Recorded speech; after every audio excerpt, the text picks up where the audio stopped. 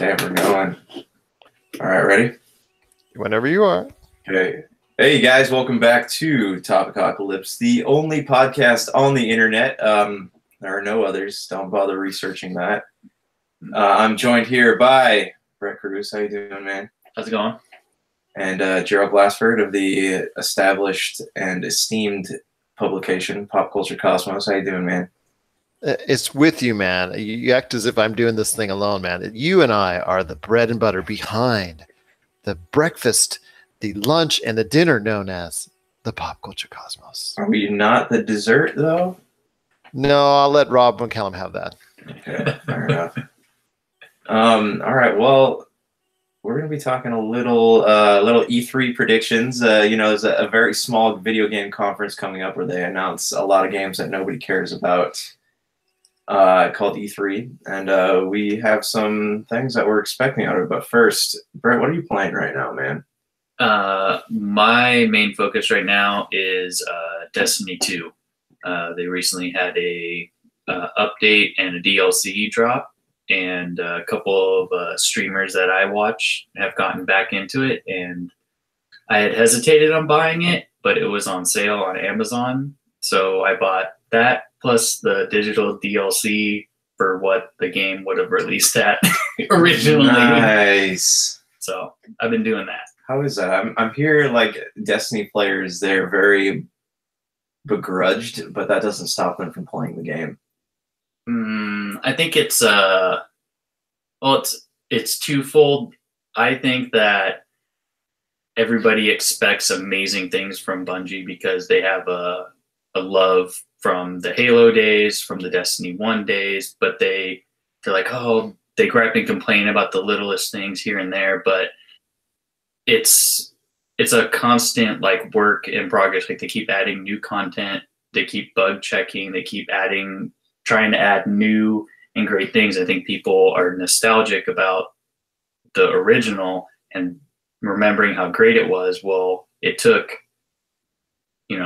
a number of years before it was where the level that it was at for them. Do you think that, so does that mean that they pay attention to what their fans are saying? Oh yeah. Yeah. One of the guys that I watch, that I'm part of a little Twitch community with, he was actually invited up to Bungie for a summit and actually got to go behind the scenes, and he got to be disclosed what's coming up through the rest of the year. Except he's behind an NDA, and so he can't say anything. Okay. But as soon as they made the announcement when they did the newest release, he was able to talk about certain things, and he still has like a little bullet note list of things he can't talk about. So as soon as after E3 potentially, / September, when the new thing's going to drop, they have to announce it first. Mm-hmm. Okay. All right. It's interesting. Yeah, I mean, I've always wanted to play it, but I'm just not interested. I don't know. There's something about those big open world games where you just have players jump in and everyone around you is live. Like, I don't know, dude. I just always had a really hard time getting into those. I know, like, I played Final Fantasy and I played Elder Scrolls Online, but that I can kind of do by myself. And people can't attack me just out of nowhere. Mm-hmm.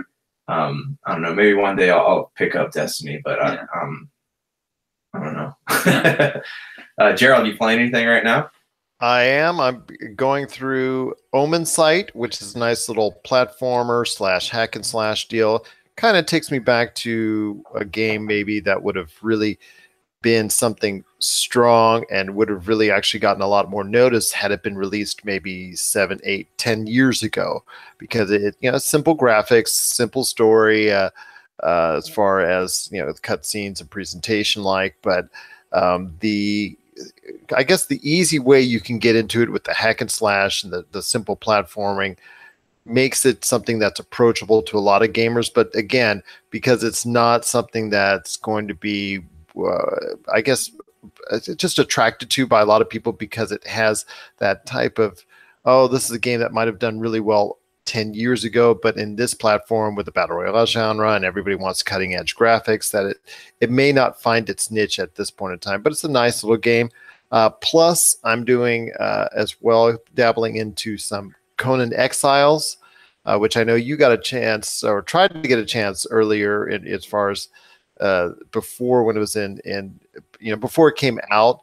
I know my time playing it has been a little bit rough. The game has got a lot of bugs, a lot of issues. It's got a lot of clutter, but there is some promise there as far as an open world adventure and also a immersive type of multiplayer platform. But yeah, that thing is just so rough around the edge right now.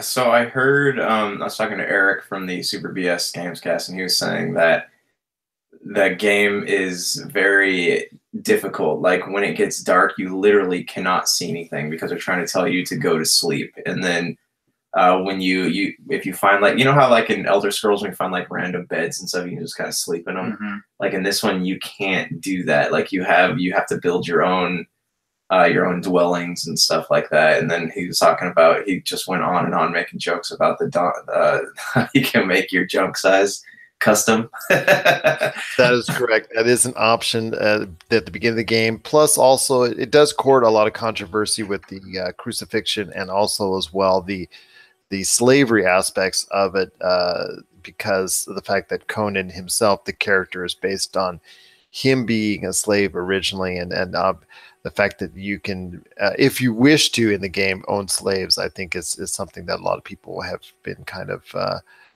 up in arms over. And then, like I said, there's also crucifixion themes and other things as well. They're trying to push the limits of where they can go with the game from that time frame and use and reference a lot from the actual Arthur Doyle books and whatnot. But yeah, for me, it's a lot of the issue is getting around the technical problems with the game, and that's so far is the main issue I'm having, because the game itself could be good. It's just there's a lot of little things that are hampering it. All right, right on. I just got done playing a little game called God of War. Dang it, God of War. Wrong game. Oh yeah.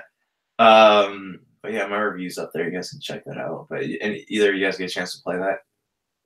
I watched some gameplay of it. I've just with like social and work schedule now, I haven't been able to play as many games. So the real world is getting in the way of the virtual world for you. Yeah, unfortunately. And the girlfriend definitely notices when I really want to play video games because she feels like I ignore her. But I got to give time there. Is it an aura that you give off? No, it's a casting spell of stay awayness. But so I've spent most of my time watching more games, especially like the linear storylines like God of War, just because I enjoy the story of it. It was a good story. But I don't necessarily have the time to play, so I'll watch it like at work in the background and just kind of listen. Now, especially with a lot of the linear stories, it's easy to do. It's almost like having a podcast. Okay, so you kind of get like an audio book. Yeah, it tells you. Okay. Yeah. All right. Well, I would definitely recommend playing it if you get the chance. It's like a story just as much about like learning to be human and becoming like being a father and stuff as it is about like slaying monsters and gods and stuff. And it's like it's got a very human aspect to it. It's the first time that you really like care about Kratos as a character and like the side characters. It's a really well fleshed out, and you get a lot of I say one of my favorite things about it was how you get all the Norse mythology. You don't have to go you don't have to, there's like certain games, like I don't know if you played Hellblade Senua's Sacrifice, you have to go to get the story of Norse mythology, you have to find these stones and then hear a voice kind of tell you a story. And this one, as you go, you have a companion named Ymir, who's just a talking head that's attached to your belt. And he just kind of tells you stories as you're going through the game. So you kind of get the whole history of Asgard and the 9 realms and stuff as you play. That's pretty cool. Yeah. So it's a little history along with history, yeah. And like you find out too that a lot of these like Norse gods were dicks. Like it's not how they paint them out like Disney and Marvel and stuff like that. So video games can be educational. Yeah, I guess so, man. Like Odin just sounded like a jackass. So anyways, all right. So E3's coming up. You know, they've Walmart actually just recently leaked a bunch of stuff.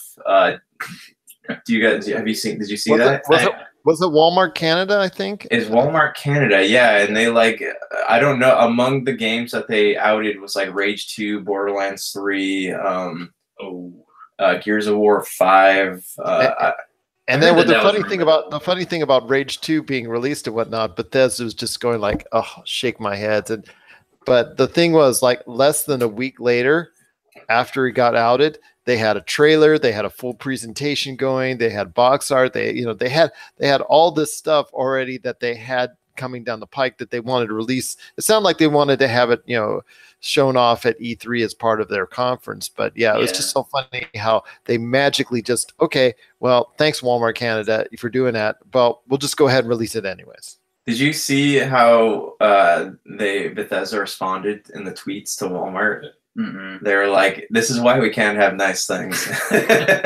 Exactly. Yeah, it was just a bummer that happened because I understand the fact, because you and I both, Josh, are journalism majors, and we like the fact that we like to uncover secrets and get the news out there and breaking news. But every now and then, especially when it comes to video games, I kind of like to be surprised. I kind of like to still go to, watch these E3s, whether I've been there live like I have in the past, or like I'm going to be watching it, the streaming, coming up, unlike you guys, lucky dogs. But I will say this, it's kind of nice to see those surprises, those surprise releases, those surprise announcements at the Sony, the Nintendo, the Xbox, the Bethesda, the EA, what have you, and just get those nice big announcements. I'm not talking about the indie game, like you said, or the small game that EA may have on the side coming out or whatnot. I'm talking about actual big game surprises that we don't get quite often today because it gets leaked so quickly by all these outlets. Mm-hmm. I don't know, that kind of bums me out. I remember being in high school and coming home after school and just jumping onto YouTube and trying to see all the new games that were announced that day. And you don't, because you'd see like the big ones. You see Halo, you'd see Final Fantasies, you'd see Gears of War, you'd see Elder. I remember when Oblivion was announced, and that was that was a big moment. And then not only was it announced, but the following October it was released. So you just don't get stuff like that anymore. Yeah, I think that's like the coolest thing is, I mean, for certain studios and titles like Call of Duty or Battlefield or stuff like that, you're pretty much going to get one almost every year, so it's not a big surprise. But like an Elder Scrolls, like when one of those drops, because they take a lot of time to develop it, right, and try and make a really good Elder Scrolls game. So whenever it's like, oh, Bethesda's doing something, or Bethesda's going to be like a big speaker, you're like, something's coming. Oh my gosh, I'm excited for it. And then they announce it, and you're like, yes, another Elder Scrolls I get to play. Right. And they always release things. They don't show you something and say, hey, this game is out there, and then 10 years later we get it. They show you the video and they're like, this is when it's coming out, and that's when you get the game. Mm-hmm. And they have practically beaten Skyrim to death. So and allegedly there's what's this, Starfield that's coming out this year sometime? That's one of the things I wanted to discuss on my topics is, okay, well, with a Fallout or an Elder Scrolls, it's very interesting to see what happens. I'm a huge Oblivion fan. Skyrim, I got stuck in too many glitches, so it basically wouldn't allow me to continue. I've done it actually a couple times where I've tried to get out of it. But like you said, Skyrim has been sold out on pretty much every platform. And, credit to Bethesda for actually lengthening the life of Skyrim beyond anything they probably even were thinking about back in 2010. So it's just been amazing to see how, a Switch has come out. Great, we can put it on there, glitches and all. So, and it's just, money. Yeah, right. Exactly. And they're still sell for $60, and people will buy it too. Yeah. And I'm just glad to see that there is signs that an Elder Scrolls is on its way, because if it's anything like Oblivion, and even to some extent the time I had that was limited on Skyrim, I'd like to be able to go ahead and go back into that world once again, because the Elder Scrolls experience is usually, for the most part, a positive one. Mm-hmm. Let me tell you a story about a younger Josh Peterson who bought Skyrim on the Let day me it tell you a came story out. about a man named Jed. Yeah, son. So I was probably about like 80 hours into this game, and like I was getting ready to finish it off, and then the dragons just not only do they just come out of nowhere, you guys probably know this, but they don't not eat the NPC characters that you need to talk to finish the story, and so once they're dead, you can't finish the plot lines. And so that happened to me once when I was, what's the, you know how you get to choose the Stormcloaks or the Empire? So it was the main Stormcloak guy got eaten by a dragon, and I was sitting there talking to him, and so I had to start the whole game over. And then it's almost like a cheesy horror thriller type deal, right? Like Samuel L. Jackson in that shark movie. Every movie he's been in. But yeah, so I played through it again, and then when the expansion came, what's the Dawnguard? No, the one where you're Deep Blue Sea. That was it. Deep Blue Sea. It's those monster movies, man. It's in Jurassic Park. He gets eaten. Deep Blue Sea gets his arm bitten off. Poor guy just can't get a break. I think he likes it. I think he likes having his characters get like. He knows. I think that's his reputation. So he just Nick Fury only has one eye. Yeah, that's his thing, man. But anyways, yeah, so I got the second expansion for Elder Scrolls, and then I was about to beat that, and then again a dragon came down and killed the NPC, so I was able to get 3 missions into it, and I just couldn't play it anymore. So you just don't choose that faction? I guess not. Yeah. It forces your hand. You cannot pick the Stormcloaks. So I bought the remastered one, like I didn't have that problem going through there, but that's good. Fun games. But yeah, back to Rage 2. Any of you guys have any excitement over that? I'm not too thrilled. I played through the first one, was not a monumental fan of it. Didn't think it was a terrible game, but it's not something I was like, hey, I would like to see a sequel to this. Yeah, I don't know. I've watched some stuff of the first one, but it never really piqued my interest, and then hearing through the grapevine, people are like, it was okay. So, when enough of people that you talk to about these things with kind of are meh, it was okay, I'm not very apt to go buy it and try it out. I want to try this game. Yeah. Well, Gerald, what about you? Well, I remember when it came out with a whole bunch of hype, advertising, and promotional backing behind with Bethesda. But when it came out to the critical reviews, it didn't come out. It got kind of like mixed at the best. I think the adventure itself, what I played of it, and what I saw of it was okay, but it really was a lot more people gravitated toward the racing and the vehicle combat part, as opposed to maybe what happened as far as when you go and stop off into cities and try and interact with the NPCs and follow the actual storyline. So it was kind of like lacking, I think, in that apocalyptic world, but hopefully they'll learn their mistakes. I know it led to sales initially being strong and then dying off quickly from there in the original Rage. So I'm hoping for something a little bit more substantial when it comes to Rage 2, and obviously if it avoids any loot boxes or microtransaction issues, that's for most gamers that makes it a much better opportunity for them to buy the game. Yeah, they're trying to go more for like the Mad Max feel. It seemed like to me, and that was it. And I think what turned a lot of players off from it was that they had it come out with all this hype in the Anarchy Edition or whatever, and then they didn't have any plans for DLC or anything. They kind of left the story in a cliffhanger, and then you didn't hear anything about it ever again after that. So, we'll see what happens with this one. But it's weird because you can't have. There's like 2 post-apocalyptic games that are about to come out. It's Borderlands 3, assuming that the leak is real. The leak is real, yeah, and then Rage 2. So there's definitely enough room on the market for that type of game right now. Yeah, but I feel like Borderlands and Borderlands 2 have a really good following. They were really well received games. Like I even dabbled into it for a while because there was the co-op version on the console. Much fun. So, I mean, that's one thing I kind of miss about some games is there's no co-op story, because I'm trying to get the girlfriend to play with me. Oh, and so far the only real games we've been able to do is like the Lego games where you can have like 2 players on the same console playing. I've heard that. So Borderlands 2, it was a split screen co-op story that you could go through. So we kind of did that, but I was definitely backpacking because coordination with first-person shooters aren't her thing yet. What you need to do is you need to start her out on Super Mario Odyssey. Let her be the hat, and then you can.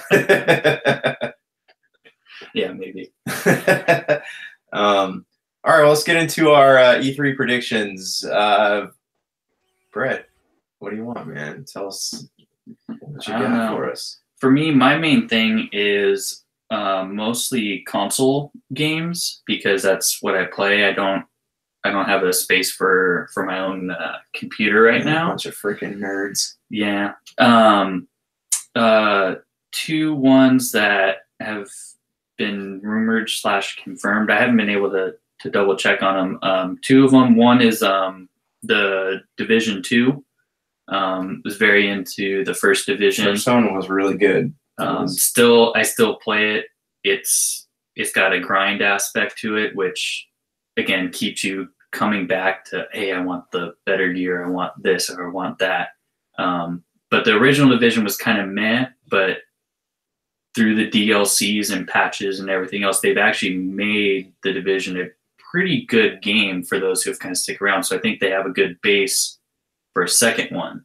The premise of the game was really interesting to me. I think that was because it had your typical Tom Clancy game gameplay, but just the premise and the trailers all made the game look incredibly interesting. And I hope that they don't just do a continuation story, that they maybe do same like time frame but different location, like what's it called, like Los Angeles or something like that, because I think Ubisoft already has that kind of landscape already kind of mapped out, or San Francisco like they have with Watch Dogs, the second one. So they already have that kind of base and they can build up from that. And it'd be kind of cool to be post-apocalyptic San Francisco. Right. How did the story end? Was there enough room? Did it end on a cliffhanger? Was there enough room for another game? There was a cliffhanger, but I think that a new character, new storyline would be best for me. Okay. Just because it'd be like, you're just kind of piggybacking off the second one, where if you get new characters, new faces, you can, it'll probably hopefully not mirror too much what happened in New York in this one, but okay, slightly different, but along the same line. So you don't want just a rehash of the first game. Okay, all right, that's fair enough. Gerald, do you have any experience in the Division? A little bit, yeah. I kind of didn't enjoy it as much as you guys did. I wish I would have more. I thought the as far as when you go into the city and the online experience where you had to go into that one certain area to actually find good actually matches and whatnot. Otherwise, it was kind of barren for me. I wanted to. I liked the fact that the story I thought was pretty solid as far as what was going on. The disease and things of that nature taking over, and the people dying and whatnot, as far as creating that type of survival atmosphere. I would have liked to got more a story out of it. I think that probably would have been a little bit more of a kicker for me as well. But I'm hopeful to get into the Division 2, and hopefully that will be something that I know Ubisoft supported for a while. The original, I'd like to see them go ahead and commit to a longer lifespan, because I think they kind of, after about a year, kind of just like, just tossed off the Division to work on other things. And as you see with Grand Theft Auto, when you support a game and the audience knows you're going to support the game, they will stick with it. At least it's worked for a few games like GTA Online. Mm-hmm. Do you guys feel like the Tom Clancy genre or series or whatever you want to call it, do you think it's kind of starting to wear out its welcome. I know Rainbow Six has got a new life breathed into it. Now a lot of people are anticipating a new Splinter Cell game. Yeah, I think there's just ways to recreate it. Like you said, with Rainbow Six Siege, I mean, that was a game that originally got okay reviews. It didn't get that great of sales, but because of the fact that it was supported, was given a lot of extra stuff to it, it's made its own life, and it's big on the esports community. It's big on the streaming community, and it still has a viable outcome today. So it just shows you what kind of support, if a studio has for it, what you can do for it. With anything else, I mean, like I said, the Tom Clancy stuff, you talked about a Splinter Cell. Splinter Cell hasn't been something that's been out in the marketplace for a long time, but still has a name with gamers. So I'm kind of excited to see that as well, because the Splinter Cell games have really been something very solid, in the vein of almost like I should say, Metal Gear Solid type deal, as far as looking at that stealth aspect. I even liked what was the Splinter Cell? Was it Conviction, where it kind of went off the beaten path for those characters? Convection, right? That was the one about the ovens. No, not Convection. Not one. Very good, very good, very good. But Splinter Cell Conviction, I think, was that the one where the main character, he's actually taken out. He's like retired. You can see his face and whatnot. He's not behind a mask all the time. That was more like a run and gun type deal. But if it goes back to a stealthy format, I see success for that title. All right, what's next on the list? Next big one is Last of Us 2. All right. Again, I didn't have enough time to play the story because I knew it was pretty involved. But again, I love post-apocalyptic stuff, so that's right up my ground. So seeing the sequel to where they left off at the first one, I'm pretty excited to see where they go with that. Right, because it's tough. I feel like Last of Us 2 has something big working against it, in the vein that it has so much to live up to. Yeah. Because the first one was so well received by people, and like I talk to people still today who are obsessed with that, and they'll play the soundtrack. And then they remastered it, and everybody was like, "Oh my gosh, this is even better than it was." Yeah, and that was probably the first, maybe last time we'll ever see something like that. But yeah, there's just a lot to live up to, and I hope the thing that with The Last of Us, what made it good and appealing to people was the shock value. Had a good story, and they weren't afraid to like have those moments where like, oh my gosh, I can't believe that happened. And if after seeing the trailers, I'm afraid that the second one is only going to be those moments. You know, they saw the trailer. The trailer was super bloody. So that's kind of going to be my fear, that they're just going to play on the shock value instead of giving us the story that made the first one so good. So like the story with the dabbles of shock, instead of it was all, hey, we're going to go from one shock thing to the next. Yeah, it was all, the first one blended those elements so well, and then like with this, we don't know anything about the story. We just know that in the trailers, it's super graphic. Crazy, yeah. So I don't know. Where do you stand on that, Gerald? I agree with you guys on that.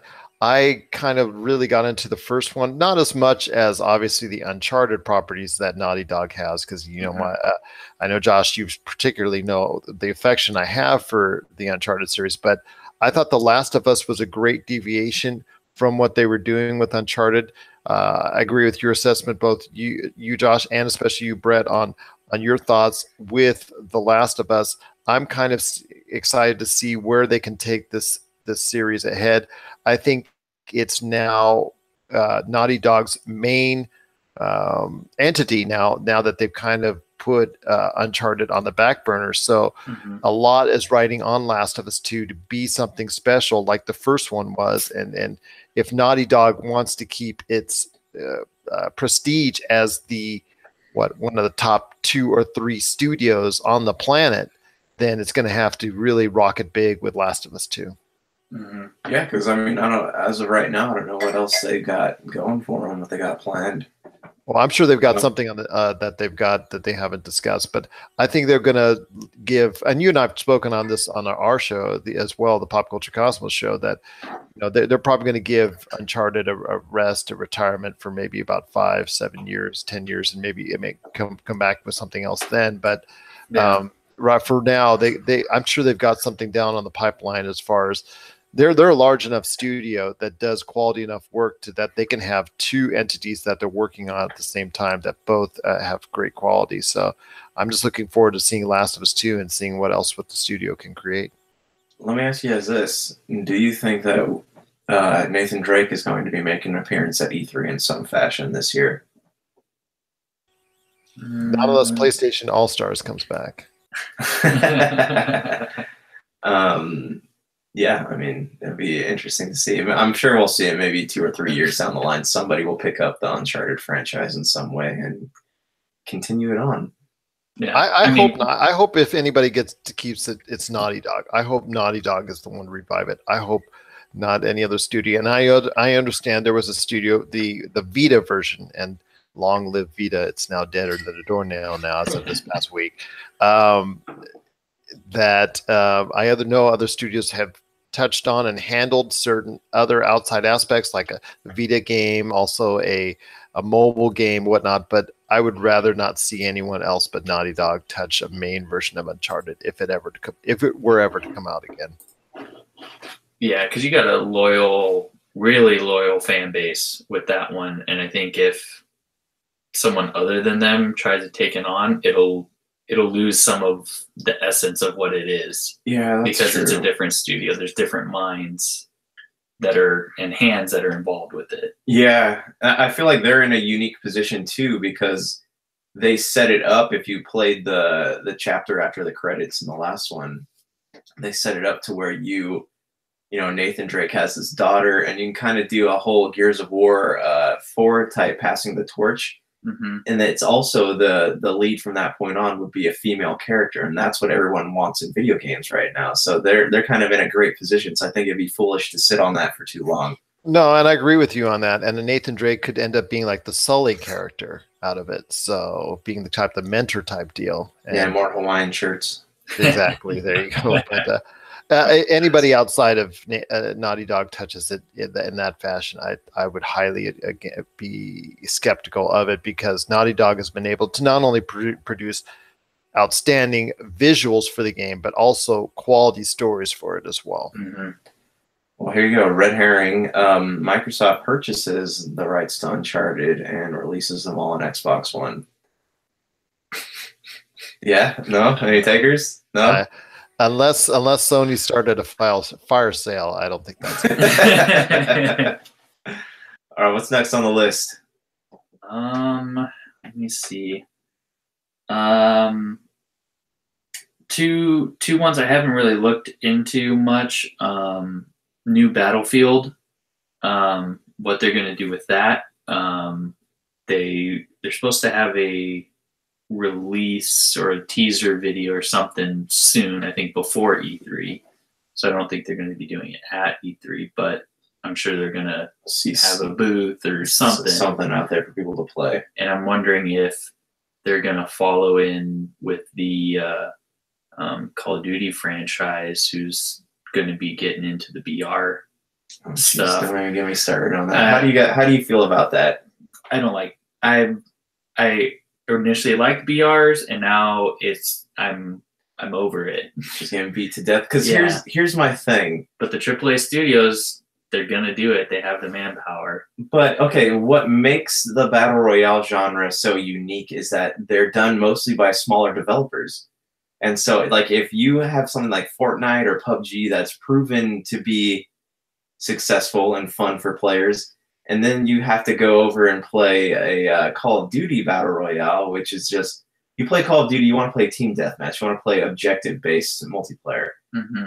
So why are you, if you had the choice between a Call of Duty Battle Royale and Fortnite, what would you choose? Oh, I'm not saying that my choice would be different, but I'm thinking as a studio exec that the BR is the new trend, the new thing. We need to make sure our game has this aspect, because if you look at Fortnite and PUBG, it's exploded. On Twitch, Fortnite is like an insane percentage of the amount of viewers that are watching it. Same thing on YouTube Gaming. Yeah, Twitch. Mixer, what's the other one? Facebook Gaming. now has their thing up and running. But it's like it's so dominant in Fortnite. Also, it's free on all platforms, which makes it super accessible, and it's cartoony, so all the kids are going to play it. What Fortnite makes money off of their like The add-ons. Add-ons, yeah. Microtransactions. Seriously, Gerald, where do you? I know we've talked about this a lot, but Call of Duty Battle Royale, how do you feel about that? Well, it's one of the games, like Brett was saying, that is acceptable to have microtransactions because the game is free up front, and that you can still have a positive and actually pretty good experience like I have without paying a dime. Mm-hmm. I plan on paying a dime for that game. But still, exactly. But still, you know, they are the leader right now, and you have to respect the fact that a lot of people now want to go in, especially when, you know, like Gears of War 2, when they had when they came out with the Horde mode. Everybody saw that, and everybody decided they want to go ahead and have their own Horde mode. So, and it was done to death. And you know, everybody knows, or everybody's that's been involved in gaming must have tried a Horde mode type scenarios since then. Who started that? That was Gears, right? Not Halo. It was Gears. Okay. Mm-hmm. Because then I think Halo came out with was it ODST or yeah, it's something OST, I think it was. Yeah, and then, but it leads back into what we're talking about now with battle royale genre. You had PUBG was going strong. It was really nice, but it was staying within the realm of the video game world. Then you had this Fortnite, which actually the original game was if you still play it, it's still there. Yeah, it was lame. I know people were trying to give away codes for it. It was really just this fort building game. It really wasn't exactly that fun, or type of scenario RTS type thing. I think, in fact, it's just like I said, people trying to give away codes and nobody really being interested in it. It wasn't until they actually went into the battle royale genre that you got to see firsthand how big this got, and it was just like the slow build for a little while. Then all of a sudden it just exploded, and not only, as I've said, before, like with you, Josh, it exploded not only within a video game realm, but into all aspects of our culture. You got kids talking about it, you got adults talking about it, you got athletes getting in trouble because they've got these Fortnite addictions over it. And you got stars, got rap stars like Drake hanging out with Ninja, getting probably the highest rating ever on Twitch, and it's just it's insane. Like you said, it's just something incredible. So why not try to hop on that bandwagon? I know Activision tries to go ahead and seize the actual amount of people spending time on their campaigns. And can you honestly name to me, ever since maybe Modern Warfare 2, of a memorable campaign within the Call of Duty genre? I don't think many people can. So why not try something new? Why not try to hop on that bandwagon and try to keep not only your large multiplayer base that loves the deathmatch and all those modes there, but try and also grow a new one and try and take from Fortnite that large audience as well. Or capture a small fraction of people who are Call of Duty just fans because they love Call of Duty, but hey, I can get my BR and my Call of Duty in one place, right? Unless it's terrible, and then they'll just play it for the team deathmatch. And I wouldn't be surprised if Battlefield 5 does something similar. I think they'll probably have a campaign. I think they've actually said that they're going to have a campaign, but I wouldn't be surprised if they have some type of mode that sells themselves, because Electronic Arts doesn't do everything that's fan friendly. It does everything that's profit friendly in their estimation.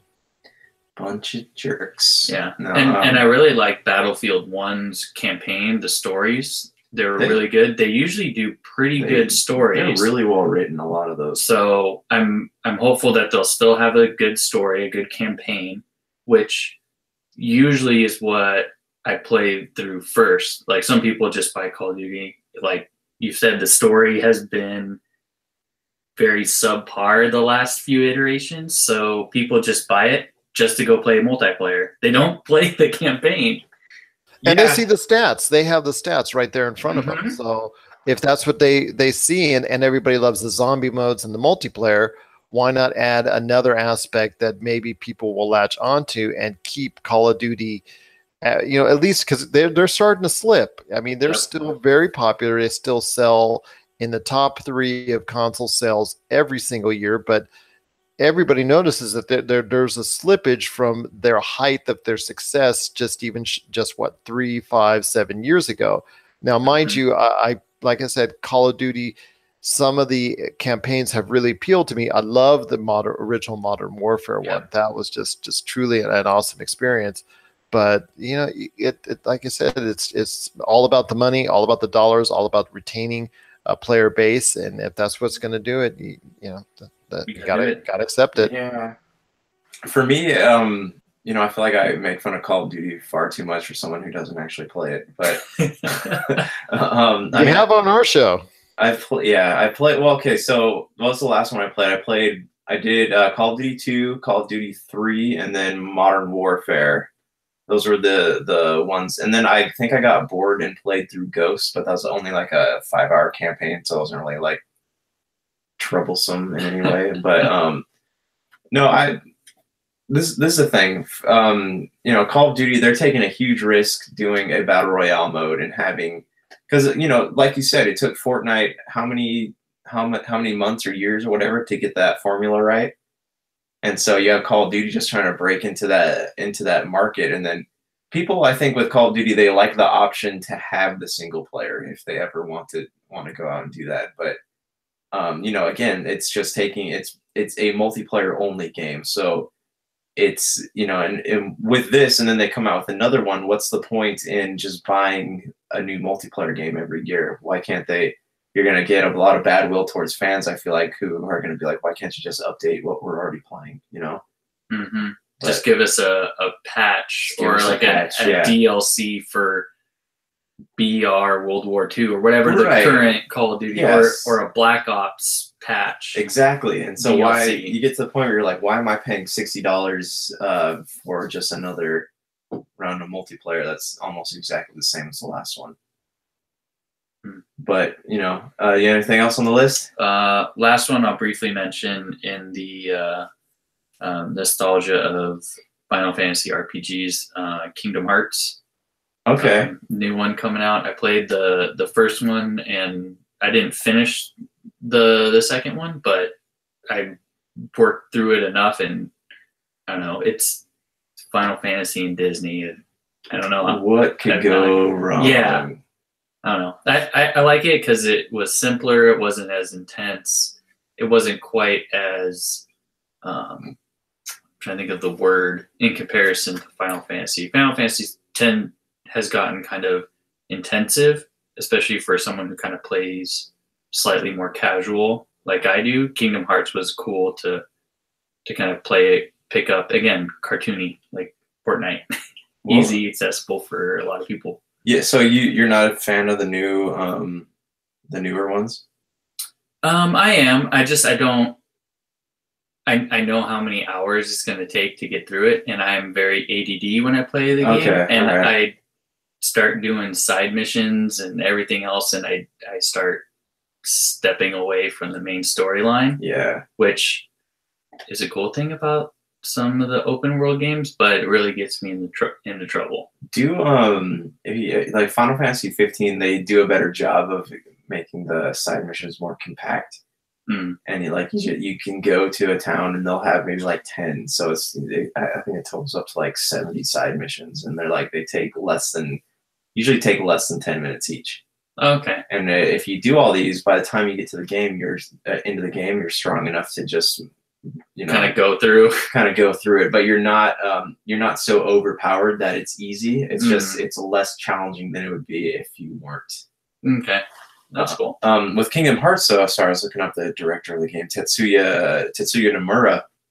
He has a reputation for taking a very long time on games, and then when it comes to things not making sense in the games, he just makes up some dialogue and he's like, okay, and that's the reason this is happening. So I feel like with Kingdom Hearts, I love the idea, but I feel like a lot of it is so convoluted in concepts that only he understands. Like it's all in his brain. It's all in his brain. So there's no wiki notes or Spark notes or whatever for the game. Nobody can really, it's all, you go onto the internet and it's all speculation.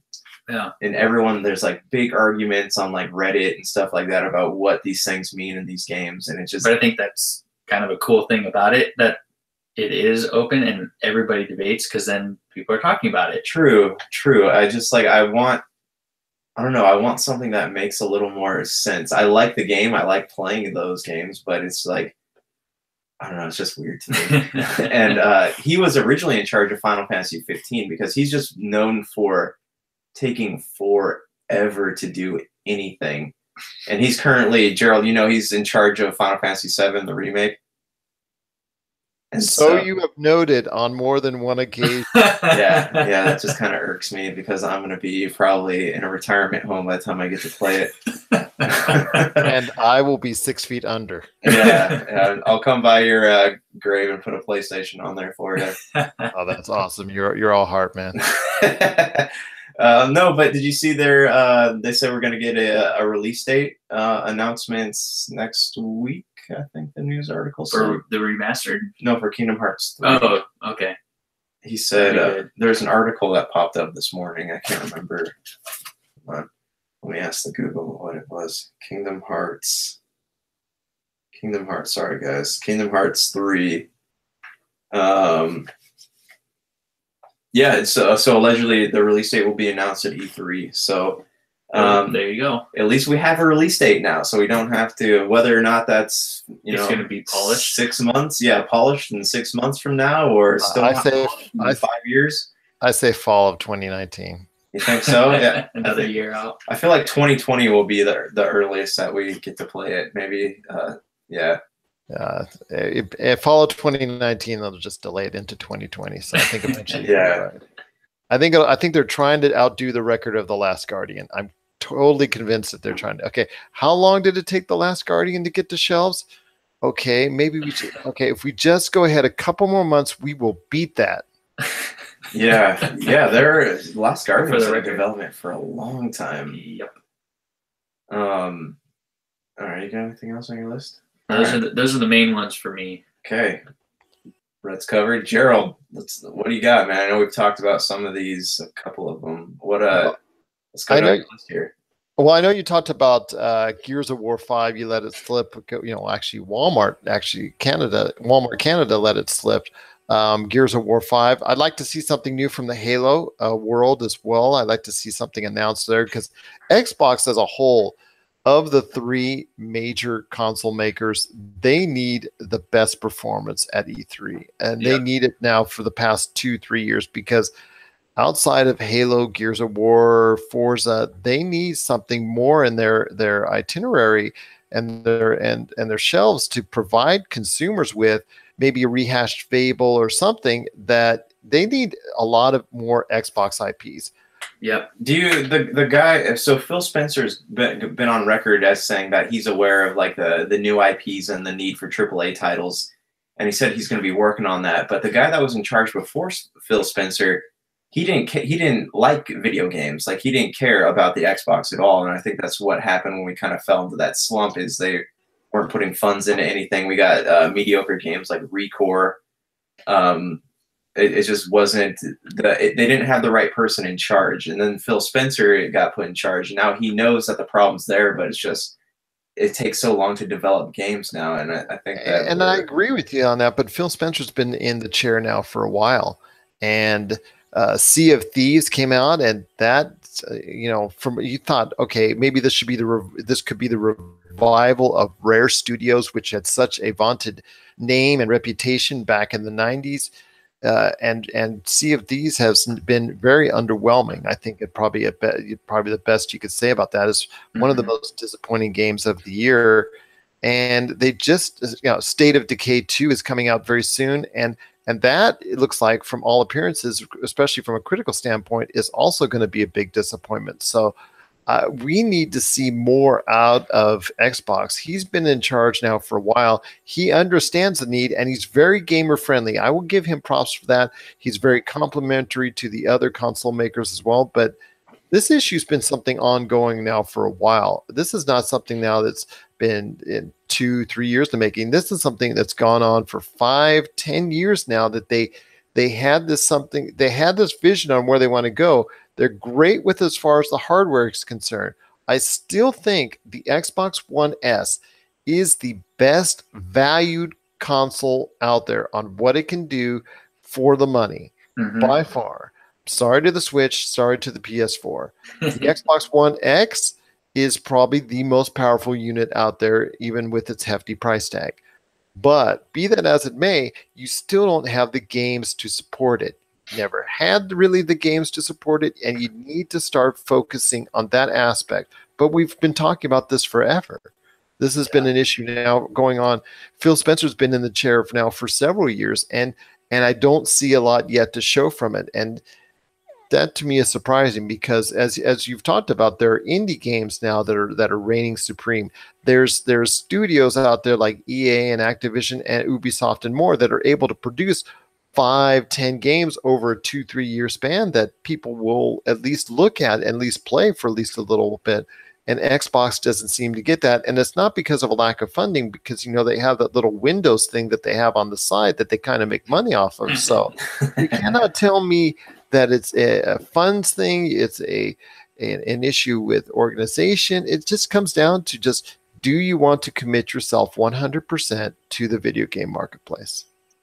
Right. So they would, I mean, I feel like it's not just new IPs, but they need to show that, you know, they're there for the people who have been supporting them from the beginning. So I think they need, it's been like 3 years since we heard anything about Halo. They had Halo Wars 2, but that's kind of a disappointment. But Josh, it's like PS4. I know we always rip on PlayStation for, like, they'll throw anything out there and they'll announce things like 3 or 4 years before it comes out. But at least they throw stuff out there. Whether or not it sticks, that's beside the point. They just they just give the consumers a lot to choose from as far as their own exclusive product, whether they buy it or whether they make it. With Nintendo, obviously they have their properties that they consistently lean on, that they rehash and that they redo for the most part successfully time and time again. Whether or not they're going to be able to do that outside of Mario and Zelda, we're going to wait and see, because I think this is a critical juncture for the Switch, because I don't think they have really much behind Mario and Zelda related products that are going to appeal to a mass audience, but we'll have to wait and see on that one as well. Right. No, but I mean, you know, Microsoft, it feels like they're always backing non-game related things. Not just like their software and stuff, but with you know, motion gaming, Xbox One X. Like last year, the big announcement was the hardware, and that was not you know, they didn't, of course they had their Forza and they're like, hey, we have a Halo Wars 2 expansion coming out. They didn't really like, is a very bland well, if they gave as much support to the Xbox One console series as they give the Surface series, then we wouldn't be having this conversation. Right, and the Surface series is a disaster. So I don't, you know, we'll see what happens. I would like to, it's I haven't heard good things, and I would like to see a new Halo announced, a new Fable announced, and you know, some kind of at least 2 new IPs coming out of this conference. Yeah, that's the biggest thing for me, is that why I've been a PlayStation person for a while, because I originally started with PlayStation, but with PS3 and a PS4, there's a lot more original games that are coming out that are only on PlayStation. Now, the AAA titles, Activision, EA, Ubisoft, is going to be cross-platform on all of them. So it doesn't matter which one you have, but the exclusives for PlayStation. And I feel like Xbox, like you're saying, kind of is lacking in that. And they need to focus on that. Because I remember it was like, you know, Xbox 360 versus PS3 was actually like a thing, because they both kind of had some IPs that were going against each other. And it was really like, do I want to get an Xbox? Do I want to get a PlayStation? Right. And now, if you want a greater variety of games, you kind of lean more towards PlayStation, because you do. And Sony, like, there's always something to play. Yep. And also Sony won't allow cross-platform playing, because they're the king right now, and they're not going to give that up. And that's something that, like, Microsoft has a lot of goodwill with people because of the cross-platform, because they're backwards compatibility, and Sony doesn't do that kind of stuff. So despite all the whispers on the internet. But Gerald, what else is on your list, man? Well, I know you guys mentioned Last of Us 2. I know you guys mentioned also as well Kingdom Hearts 3. Those are got solid games to look forward to. I know we talked about a Fallout and Elder Scrolls. Hopefully we'll be seeing something that probably Elder Scrolls, like you were saying, Josh. But we've missed probably what is going to be the biggest seller this year, and that's Red Dead Redemption 2. I think that will probably be, outside of Fortnite, the biggest game of the year, and could very well end up being the biggest game of the year by the time the holiday season rolls around. I want to see more gameplay from it. What are the options? What are the experiences? How much is it going to emulate GTA Online and that experience, but also the GTA whole thing as well? Because they just reported that they're close to shipping 100 million units all time as far as Grand Theft Auto 5 is concerned. So eventually that Grand Theft Auto 5 by itself will have sold over 100 million copies, maybe by the end of this year, which is absolutely insane to me. But if they're able to have any kind of similar success, just look, even if they had the 1/4 of the success with Red Dead Redemption 2, that's still 25 million copies sold. And that's insane to me. I just want to see how they're going to have RDR2 laid out as far as not only a campaign, but an online experience as well. When we listen to the devs talk about this game, and they're like, yeah, as a developer, you don't want to put out anything within a month of this game coming out, and within probably a good 6 to 8 months of afterwards, because they know that this thing's just going to be a complete and total juggernaut when it comes to sales. And you and I just did a segment on one of our shows in regards to why are those video game delays, and that's one thing that you mentioned is because the fact that people are freaking out that RDR2 is coming out right at the end of October, right at the height of the holiday season. So maybe that's why maybe some of these big games were pushed back to 2019, under the guise of, it's being polished, but maybe it's just the fact that, hey, we don't want to compete with Red Dead Redemption 2. Because they know they're not going to get as many sales. Exactly. Because the first one has a huge fan base. A lot of it is kind of similar with the GTA 5 crew because it is Rockstar. Yeah. But like I played the first one. I love the first one. I'll have to see if I can dedicate time to complete the second one, because I know it's one of those open worlds where you get sidetracked and it goes haywire. But we'll watch that cattle. Yeah, and I think the other thing that has it going for it too is the popularity of Westworld on HBO. That's true.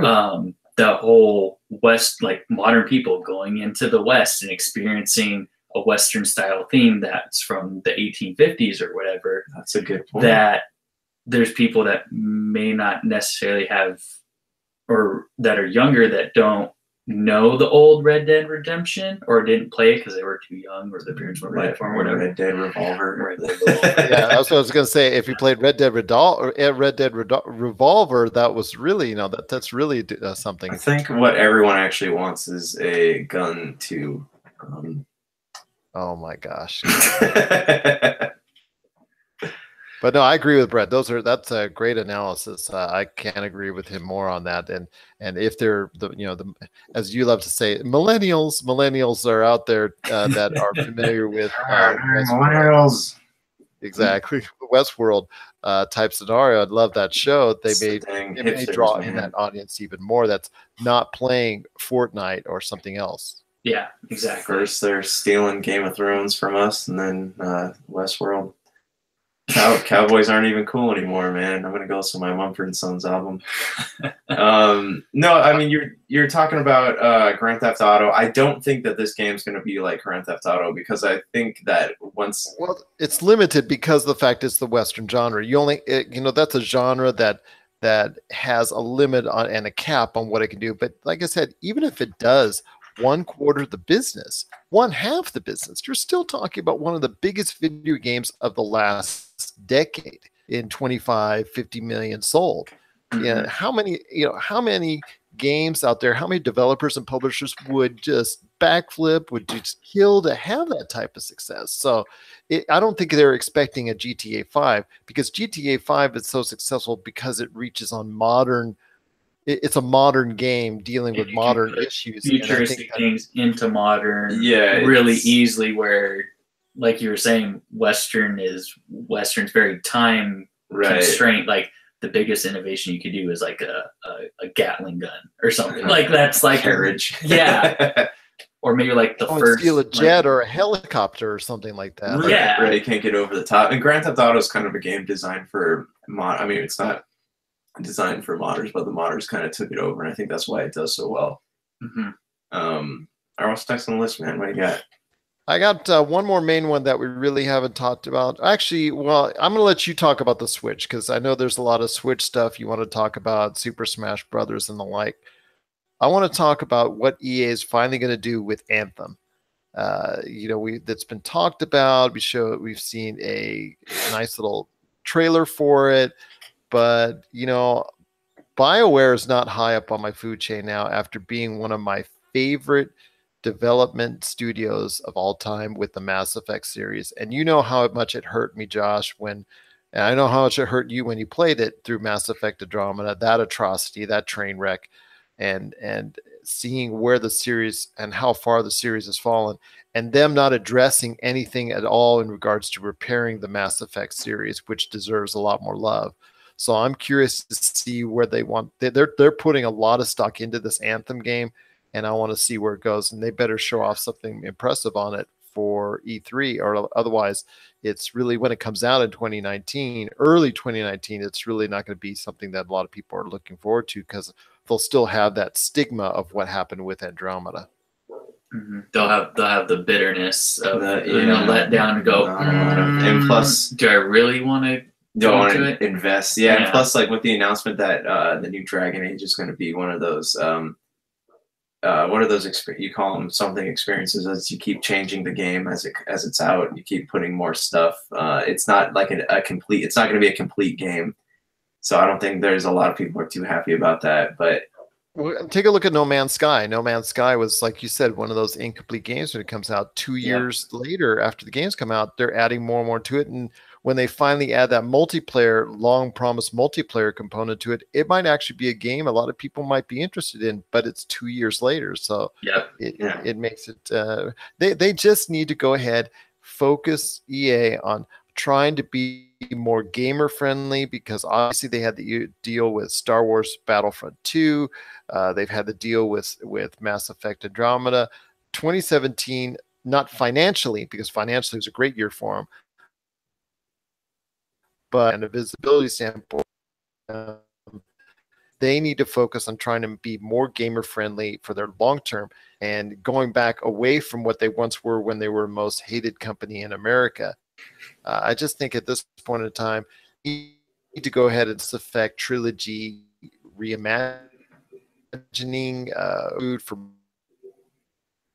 Don't have any interest in that. I can't understand why. So it's just another step for me. I'm very skeptical at this time of Anthem, but I want to be surprised, and I want to be pleasantly surprised when a new trailer hopefully comes out at E3. What do you think, Brett? Did you see a lot? You saw the trailer last year, right? I saw snippets of it, but I haven't really looked into it, mainly because I've been like, you have a girlfriend, so but I kind of have been sticking to what I have been doing, or what I've done in the past. Okay. So again, Battlefield, Kingdom Hearts. So not big on the BioWare titles. Not going super huge on the BioWare, but I do remember a lot of hype around Andromeda, and how many people were just like, "Oh, I love the Mass Effect. I love these games." And I was like, I played a couple of demos of past Mass Effects. I'm like, "Oh, this is actually pretty good." Right. And there was a couple people that were like, "Hey, I'm gonna be getting this," and then a couple streamers that were saying, "Hey, I might play this on stream." They never did. So I think they saw other people's gameplay and they saw it wasn't that good and they didn't like it that much. Right. So they're not gonna stream something that they don't like. Okay. That's not gonna get views, which Right. I think it is another thing about how interesting how to see how this E3 plays out is what streamers will gravitate towards. Will they go to this certain of these games because a lot of this business is the broadcasting of it now, is how interactive you can be with it on a stream. So you think that streamers control the market, kind of? I don't think they control the market, but I think they have a very significant influence on it. Like Kardashians on Snapchat. Yeah. So streamers equal Kardashians of the gaming world. That's what we're talking about. I mean, you look at Ninja or Dr. Disrespect on Twitch. Yeah. They have tens of thousands of people viewing them every time they go live, which is insane. So that's tens of thousands of people globally, and people pop in, pop out, pop in, pop out, and they have hundreds of thousands of views. And when you watch something, it's kind of hard not to get influenced by it, and you're like, oh, maybe I'll get PUBG, or maybe I'll get Fortnite. Oh, it's free? Oh, even easier. It's a very low investment to it. Yeah. Or you watch other gamers or people that you enjoy watching, at least for me, and I watch them play the game and how excited they get about it, and it kind of rubs off on me because I don't not only get to see the game being played, but I don't have to invest the $60 yet and really get to see if I like the game. Then if I want to do it on my own, yeah, then I'll buy it. Then I'll buy it and I'll get into it. Okay, all right, that makes sense to me. Yeah, because I know God of War was actually big on Twitch for a bit. Like that was the first time a single player game had been streamed for over like 50 hours on there. Mm-hmm. So that was a big moment for them. No, like back to BioWare though. Like I want to go back and play Mass Effect Andromeda. From what I understand, it's a completely different game now than it was at launch. Maybe one day, if I have time and I'm not playing anything else, I might pick it up again. But Anthem, I think they need to be clear on what Anthem is. BioWare needs to stop. EA needs to just let BioWare do what they're good at, which is the story-driven single-player, sometimes multiplayer games. We don't need like the loot box. We don't need like the pay for outside content, or you can have all this equipment in your game, or it's like a live game. They just need to go back to doing what they're good at. Do the Jade Empires, do the Dragon Age and Mass Effect games and stuff like that. Just that's the recipe for success. But EA is trying to tap into that market of like, we want to be able to put out content, have people buy it after launch and stuff like that, and it's just not working out for them. So I think they need to be really clear on what Anthem is, and they need to find some way to incentivize people to play it. What do you think, Gerald? I agree with you. And at this point in time, because of the fact that they've had so many issues with Mass Effect, that series, and how it was so good for them and it's gone so wrong, that they need it's time for them to step up with Anthem, because if Anthem does not look like an attractive title, it's just going to be DOA when it comes out next year. Mm-hmm. Yeah, exactly. They've already delayed it, I think, once or twice already. So yeah, it's just something that people, you us gamers, if it gets delayed too much, or if it's something that we're not impressed by, we're just going to forget it as soon as it comes out on the shelves. Mm-hmm. Sorry, the goes to the printer. Actually, just Strikes again. Strikes again. Fax machine. Yeah, there we go. What's going on here? Oh, it's a piece of paper. It's a death threat. Oh man, it's the third one this week. Yeah. Is there anything else that you had, Gerald? The Switch stuff. Well, I know. Like I said, as someone who is thinking about buying a Switch, has not yet purchased a Switch, is waiting for that magical bundle to appear for me to be attracted enough to buy a Switch. I think it comes down to the fact that with the Switch, they just need to have a lot of titles that are out there that are attractive to an audience. Justin, you're really bad at sneaking through rooms. So, like, you got stuck in between moving fast and moving slow, and you just started teetering. Guys, Mr. Tumnus just walked into the studio. Yeah.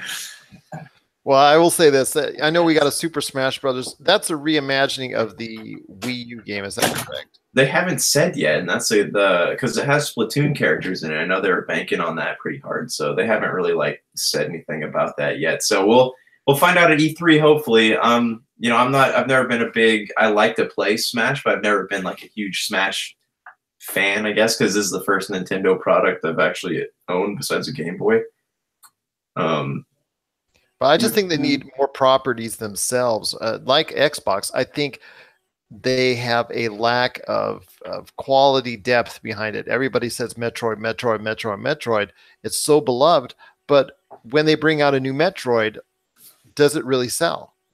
And that to me is the issue. Is it something they can really bank on being a top of the line, top tier AAA game?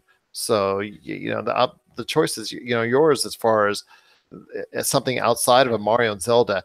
Mario and Zelda is a bigger 1-2 punch for them than Halo and Gears is for Xbox. That's obviously right there in a nutshell. But what do you have behind it? I think Nintendo's able to survive and thrive still, even without a strong line of games behind it. Xbox cannot, because just Nintendo has just such a fervent fan base to support it. Sure. Yeah, and Nintendo is, they've been smart and kind of sticking in their social circle of video game players. You got Metroids and Super Mario and Zeldas and stuff like that. They tried to reach out and put new stuff on the market with like the Wii and the Wii U, and they actually kind of oversaturated themselves with titles. I forget that the Wii had like the most released titles on any console ever. But no, that, again, it was the most successful console ever. So that's true. It was the motion gaming, I think, that kind of put people in the. It was new and fun. You actually got to swing your contror around when you were doing things. Right, and then 3 weeks later, you're like, "Oh man, this sucks. I don't want to be tired and play video games." We'll see what happens with the Switch is doing well because they do have the Nindies, which are like they've got a lot of good content coming out from the indie creators, and they have a really tough screening process, so they only put out like quality content. It's not like Steam that just pumps out I think it's like 30 games a day or something. And it's still selling well in Japan. But the surprising thing is, since the holiday season, the PlayStation 4 has actually been the best-selling system so far during the first part of this year. Now, mind you, systems don't really sell as much in this part of the year, so that's really, all it takes is 1 or 2 good months right now for the Switch to go ahead and take that lead. But it's interesting that when times are a little bit slow, people migrate away from the Switch and away from Nintendo products and go back into PlayStation and maybe even Xbox, buying Xboxes as well. Right. And the Switch has portability. It's like the main thing is being able to play like a AAA title on the go. Yeah. I mean, if I didn't live in Southern California, like let's say I lived in like New York or Chicago where I'm riding public transit everywhere, or let's say I live closer to LA instead of in the LA suburbs of Orange County, where I'd be able to do that a lot more. Like that'd be like I got to ride a subway, or I got to ride a train, or I got to ride the metro somewhere. Bust out the Switch. You can bust out your Switch and play right there. But I think you can almost bust it out here. I was in LA and Orange County last weekend and in the past 2 weekends, and you can almost bust it out there anyways, because you're going and transferring from the freeway 101, which is going to be like a parking lot, to the 110. And I nicknamed it, when I was going to work in Hollywood every day, I was going from the 110 parking lot to the 101 going nowhere. So basically you have lots of time to play the Switch while you're sitting there in bumper to bumper in the middle of a traffic jam. Yeah, I usually only play it when I'm driving, so that's better than texting and driving. There's no laws against that. I'm just kidding when I say that. I'm just kidding. Disclaimer. Not really happening. Don't sue me. Don't sue me. All right. So, anything else you want to go through? I think I'm good. I'm just excited to see what's going to happen. I know a lot of companies have kind of veered away from it with their own type of announcements beforehand, random announcements there, waiting till Gamescom or the Paris Games Week, and then you have the Sony PlayStation experience, you have the GameStop experience, you have all these different expos, and people are trying to kind of like leaning away, either developers or publishers leaning away. They're not showing up at E3 went on. E3 is still, to me, the most important time of the year for video gamers. I still think that it is most important for you to show your product there, because the audience is not only just gamer-centric, it's also worldwide. A lot of people at Wall Street, a lot of people during the news, they report things that go on at E3 like no other time of the year. And I think it's very important for you to show off your product and debut your product at E3, even to this day. Yeah, and E3 is becoming, they're kind of shooting themselves in the foot, though. They're becoming more of a fan-based experience. And that's why I think a lot of the developers only want to show things to like journalists, because they know that's going to get them a lot of saturation. But there's less and less journalists going to E3, you know, as of last year and the year before. So it'll be interesting to see what happens in the next 2 or 3 years. But you're going to head down there, my friend. That's going to be awesome for you, man. I got an invite to play Metro Exodus behind closed doors. So I love how you get that invitation, and then the next day they announced it was getting delayed. Yeah, good for them. But at least we know it exists. Not that I'm a huge Metro fan, but you know, it could be cool. All right, here, let me just run down my list real quick. We've already talked about a lot of this stuff. I am going to say I want to see a Sega Genesis Mini announced for North America. They already announced it. It was at PAX, I think, or right, GDC or PAX. They announced the Master System. I think it was GDC. Yeah, the GDC, and they announced the Master System was being remastered or re-released in Japan. So I want to see a Sega Genesis Mini announced for North America. So I'm hoping to see that, because that could be a big seller. They had the Air Games ones, but those suck because they don't play all cartridges.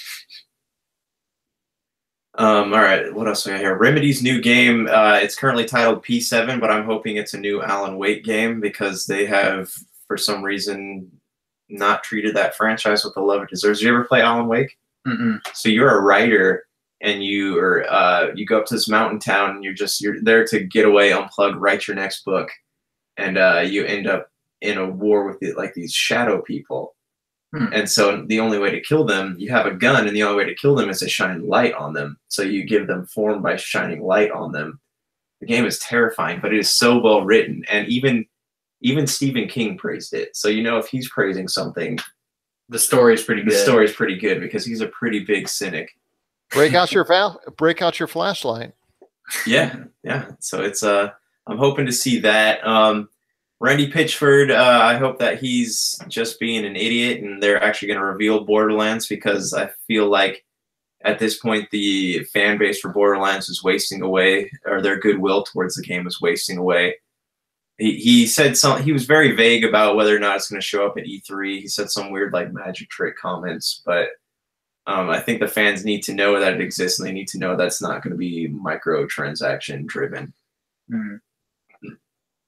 Sorry. Although that would probably make the most sense of any game out there that would be based in microtransactions. Plus, also 2K has said that a lot of their games, or all, if not all their games, would be rooted in some type of microtransactions going forward. They do a good job of, like, you can purchase skins, and like you can buy the little like holiday DLCs, and they have really big expansions for like Borderlands 2. You know, you had the was the one with the Mad Max type dome area, and the Tiny Tina's medieval area that you go to. So that was all pretty fun. So I'm just hoping that they make some kind of announcement, or show us a logo, show us that it's actually being worked on. It's not just, you know, and if it's not going to be made, they need to just come out and say, we're not making this game, because I'm tired of, like, I really want to play it. I'm a huge fan, and I'm just tired of, like, wondering. We talked about Halo. I think there's going to be an announcement for some kind of Halo. From what I understand, it's not going to be a main numbered entry. I'm sure we'll see something of Halo 6, but we're from what I understand, it's going to be another like ODST entry. Reach or whatever. So kind of like a side story. Or you may have to go down like you and I, like you told me about with the local Dave and Buster's. Oh yeah, did you see that? There's an arcade cabinet of Halo at Dave and Buster's. It's going to be there, I think, starting in November, and it's a arcade game. It's got the guns and stuff, and you play alongside the Master Chief in the original Halo campaign. That's pretty cool. Yeah. So it's a nice callback, but it just sucks. It's going to cost. It's probably going to be one of those. It's not you just spend $50,000. Yeah. It's not just one game. quarter to play. It's going to be like $2, and you're going to get 2 lives or something like that. Yeah. Gears of War 5, we know nothing about. The Walmart leaked it, so that may or may not come out, but I'd be excited to see it because as of right now, nobody's really announced any fall games besides Red Dead Redemption 2, so we don't know what's coming out. And usually gaming season, like last year, was really big. They had Wolfenstein 2, Super Mario Odyssey. There's plenty of others, I'm sure. Forza came out. Horizon Zero Dawn, was that the last holiday, or was that the holiday before? Oh, that was actually came out in the spring of last year, if I remember. Okay. That's a long game, though. Final Fantasy VII Remake, we're going to see something of that, and I'm predicting we're going to see a release. They're going to give us a release date for the first episode. Please do. Yes, I'm so excited to play that. And okay, this is my wishful thinking is that we're going to see the new Pokemon game on Nintendo Switch. It's not going to be announced. The release date's not going to be announced, but we're going to see something like a teaser thing. We're going to see a teaser because it has so much potential. Stop hogging it on the handhelds. Put it on the actual console itself, the big console, and it's going to make a ton of money. They just need to do it. I know it's in development, but there's no big announcements besides Smash Brothers and Metroid probably. So I think Pokemon, we're going to be seeing Pokemon. You think I'm off on that, Gerald? No, obviously coming off the success of Pokemon Go, they're going to do something more in that realm. So, like I said, there was, after Zelda and Mario, what do you have? Pokemon is one of those entities that they kind of have a ownership of, that they can go ahead and whip out, and that can actually earn them some big money, and that can actually earn a following. They don't have many properties, in my opinion, that can, but that's at least one of them that can at least draw in some fans, new fans. And then, like I said, with the success of Pokemon Go, I mean, you've got to go ahead and try something there on the Nintendo Switch. Right. It makes sense. And even if it's just a port. Yeah, you can take it to go. Yeah. So you do have a handful. Even if it's just a port of the actual Pokemon Go game, I mean, that would. Yeah.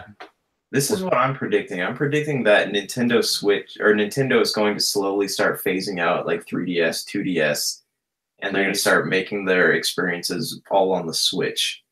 And so that's going to be their one console that they have. And we'll see different sizes of the Switch probably. We'll see like a Switch XL or something that has or Switch Mini or Switch something. Mini, yeah. But I think that we're going to see less and less 3DS and 2DS titles. All right, so my last 3 here, I think Square Enix is going to announce either an exclusive Final Fantasy game for the Nintendo Switch, or we're going to get another RPG for Nintendo Switch from there, because we haven't really gotten anything from them. There is a new Tomb Raider on the way. Yes, yeah, I mean, we already know that exists. I'm excited, just to see like how they close out that. Did you play any of the new Tomb Raiders? You should definitely check it out, man. It's so much better. It's not like you're just not like a big busty woman running around. Oh, but that's my favorite part. I know, but there's actually a story to this, and it's pretty good. All right, God of War will get a story DLC. I'm pretty certain, because the game ends, but it doesn't really end. So they let you walk out of this area. I don't want to spoil it, but you walk out of this building where the Bifrost is, and it's just like it's winter now. But you still get to go do all the other things that you got to do. There wasn't like there's a rolling of credits, but it happened while you were still playing. So I think they're going to give us some kind of story DLC to hold it, and that maybe that probably won't come out till like next year or the year after, but that'll be something to bridge the gap between the end of this game and the development cycle of the next game. That'd be cool. Yeah. Hopefully. All right, and we kind of talked about this. I think that Bethesda is going to announce. We'll see a new Bethesda game this year. Starfield, Rage obviously, but I think Starfield, we're going to see something about that. That's going to be a big hitter. And I think we're going to see. We won't get a solid release date for Elder Scrolls 6, but we will see something of Elder Scrolls 6 because they've gone through Fallout. Yeah, keeping our fingers crossed. Last year's big announcement centered around like Morrowind, right, on the Elder Scrolls Online. Mm-hmm. So it has to. Like, it's been what? When did Skyrim came out? Like 6 years ago? Yeah, 6 years ago. I said 2010 earlier, but I think it was 2011, if I'm not mistaken. Jeez, get your dates right, man. I'm sorry, man. But hey, on that note, wait, what was I going to say? What was the other game? Go ahead. I know there was another game that I was thinking was going to come out, but I know, like you said, Elder Scrolls. I would love to see something out from there. Yeah. It's been a while since a good Elder Scrolls came out, and it's another one of those games that has a very big following, and there will be people that are just Elder Scrolls fans that will get it, regardless of how. I remember. Sorry, guys. Cyberpunk 2077 from the makers of The Witcher. That's something I really want to see if there's really going to be some new game footage of that, because obviously coming off the huge success of The Witcher 3, this is going to be a follow-up that people are going to be really interested in looking at. We didn't really see a lot of that last year. I know Sony's probably going to have something Spider-Man related, but we have a release date for that, so we'll see what happens with that. But what it actually is, yeah. I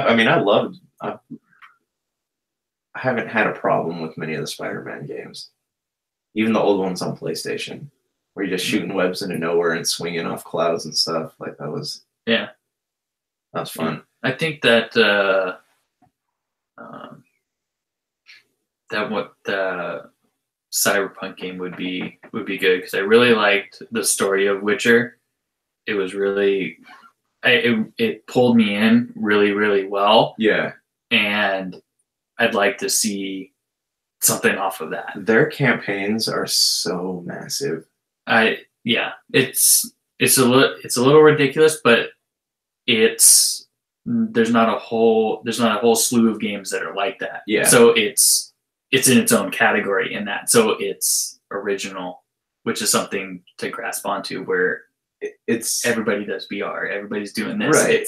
It's a separator. It's a very story-driven game. Like I was telling Gerald that the Elder Scrolls games are centered around the world that they exist in, whereas you have a game like The Witcher exists around the characters that they're based on. So that's fun to have. It's a nice change up. All right, guys, this episode of Topicocalypse is brought to you by Wheelie Q Barbecue Sauces and Rubs. Family owned in Garden Grove. They offer gluten-free barbecue sauce, barbecue rub, and SPG seasoning. High quality, simple ingredients, and they donate a portion of their profits to research into finding a cure for spinal muscular atrophy. There's going to be a promo code in the end of the show, so stay tuned for that, and you will get 15% off your purchase of barbecue sauces and rubs. All right, cool, guys. Any closing thoughts here, closing statements, anything we didn't mention, any wishes that probably won't happen but we're holding high hopes for? I think we pretty much covered it. Go ahead, Brett. I'm sorry. Cross-platform play. Yeah. Every year, just I think it's a Sony issue. I think Phil Spencer's on record as saying he's interested in it. I think Reggie with Nintendo would have an issue with it. But then again, it's the limitations of the Switch. But it all comes down to Sony. It's a Sony thing. Yeah. I think if there was a big game, I think if Rockstar actually said, you know what, we're not going to release RDR2 on your platform unless you go ahead and cross-platform. I think if they held them for hostage like that, they held them for ransom, I think that's something that would necessitate that change. Otherwise, I don't think it's ever going to get done because Sony's just too stubborn. That's interesting. Because Microsoft, so Sony has went on record when the Minecraft was announced that it's cross-platform with the Switch and PC, Xbox. Sony said that Microsoft's community is a bunch of bullies, so they didn't want to allow their gamers to interact with Microsoft gamers. Yeah. Typical. Typical. Gerald, you want to do some shameless plugging? Shameless plugging indeed. But first of all, thanks guys for being on the show. It was great talking to you about E3 and what I'm looking forward to and what you guys are looking forward to as well. If you are not only just into the video gaming scene, but pop culture as a whole, John, see, back to that other joke you had the other day. I was listening to that in the John, back when you were a kid. If you like what Josh and I and Brett are talking about, and you like to talk about pop culture, and you like to hear what we talk about when it comes to pop culture, Josh and I do this little show called the Pop Culture Cosmos Show, and also the PCC Multiverse. It comes out twice a week. To our Pop Culture Cosmos channel on Podbean, Apple Podcasts, and over 30 different networks. It's also listened to. It's also played by online radio stations 7 days a week. So there's no excuse why you can't get the latest news and trends in pop culture with Josh and I and a whole bunch of guests each and every time we try to do it. So hope you out there, give it a listen. Again, it's Pop Culture Cosmos on when we go on the air or the PCC Multiverse on the Pop Culture Cosmos stations on Podbean, Apple Podcasts, and then of course you can always get us on Pop Culture Cosmos on Facebook, Pop Culture Cosmos on Twitter, and also Pop Culture Cosmos on Instagram as well. All right, guys, you heard it here first. This has been Topicocalypse. You can find our episodes on Podbean, iTunes, podcast.com, Stitcher, Google Play, and other great podcasting outlets. We're also all over the internets at Facebook, Instagram, and Twitter. If you have any comments or concerns, you can email us at topicocalypse@gmail.com. I'm sure I had something else I was going to say, but I just sounded stupid now. So anyways, all right, cool, guys. Thanks for tuning in. It's been a pleasure.